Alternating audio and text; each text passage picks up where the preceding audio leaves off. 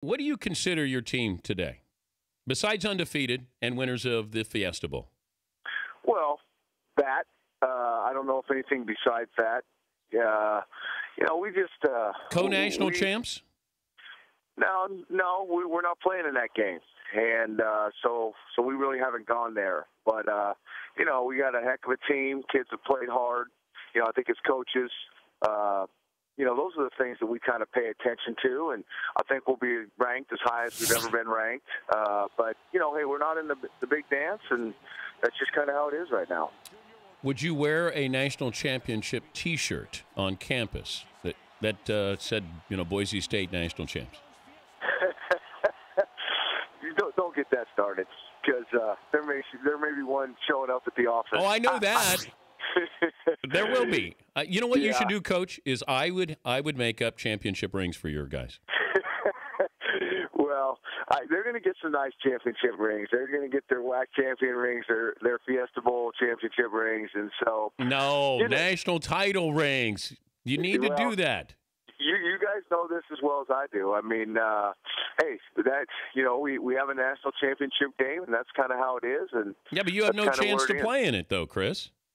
Yeah, and here's what I say though, Dan, is since I've been at Boise State, our situation has changed dramatically. I mean, I've been there 9 years now, and when we first got there, we were just hoping to go to bowl games, and then the thought of going to a BCS bowl game was kind of far out there. And fast forward, now we've been to two of them, and the fact that we're even having this conversation about Boise State or TCU being in the national championships, slowly but surely we're making progress. And I'm all for tweaking the system and getting it right. And I think once the powers that be figure out how to exactly do that, we'll probably do it. How would you do against Texas or Alabama? That I don't know. I haven't looked at tape on those guys at all. I know they got some unbelievable players, and they're coached better than most in the country.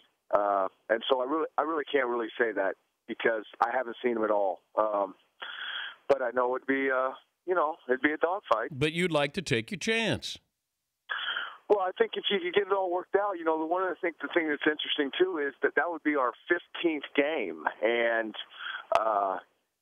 we got so many guys that are out and injured, and we got a crew going to get surgery here. No, I don't want to hear that. No, don't give me that. I'm just telling you the reality. I know you guys all want this to happen, and I'm not saying I don't. I really do want it to happen. Chris, do you want me to stop? Do you want me to say that, hey, nice season and run along, or do you want me to fight the good fight? No, I want you to fight the good fight. When you guys get it figured out, call me back. All right, here's another suggestion, and I don't know if you got the boosters who can help you with this. I want your whole team, full uniform, go to the national title game and sit there and watch the Texas-Alabama game. Okay? Maybe that's how we fix it. I like that. It's not a bad plan. And you guys just are sitting there. You have your kids wear your helmets. You have your flip chart. You're actually there ready to play just in case. You know what it's like when you play the playground? You go, who's got next? You guys just raise your hand in unison.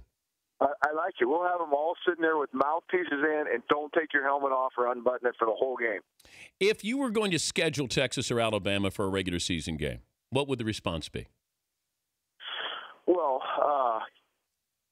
I don't know. Have you tried to? Here's a little bit of the problem with some of that. Now we next year we're doing a little bit of that. We're playing Virginia Tech, and we're going to play Oregon State as well. Are you playing Virginia Tech at Virginia Tech? We're playing them close to Virginia Tech. We're playing them in Redskin Stadium there. So the problem with us a little bit is we want the home and homes. And with our stadium, being as small as it is, we've had a hard time getting some of those guys to come back because we all know it's about money. But, we had a great 4-year series with Oregon State a few years ago. We got Oregon home and home, and that worked good. So we're making progress. But, that's where in the past, it's always guys like us have to go to their place. But the better you get, Chris, the less likely these guys are going to want to play even on a home and home. Well, yeah, and then, but not. I don't think everybody's like that. And one other thing, and I think this would help. Let's get rid of the blue field. Yeah, you're like my buddies. They say the same thing. No, because it looks gimmicky, and you guys aren't anymore. I mean, it's Boise State, and you're the Gonzaga of college football, Chris. And I think getting rid of the blue field would symbolize that, you know what, we're right there with everybody else. There's no gimmick here. There's no novelty here. We're just a good football program. Yeah, I hear you, but I'll just tell you this. In Boise, Idaho, that's just part of the tradition now. And I was there at one time when I first got there. They replaced the turf, and they had a poll in the paper, and they said maybe this is the time to replace it with a green field. And what's everybody thinking? It came back about 99% to 1, leave it blue. And that's just kind of how it is. By the way, congratulations on a great season. I appreciate that. And nice fake punt call. Well, when you're playing, it's a little bit like Oklahoma. I mean, TCU, those guys were so fast, it was unbelievable. I mean, we couldn't do much, and we had to scratch and claw, and wherever we could get some yards, we had to do that. Well, congratulations again, and we'll continue to fight the good fight there, Chris. I appreciate it, and just keep your eyes open. We might be sitting there in the stands with uniforms and helmets on. The Dan Patrick Show, national champion, Boise State Broncos. Thanks, Dan. All right, that's Chris Petersen.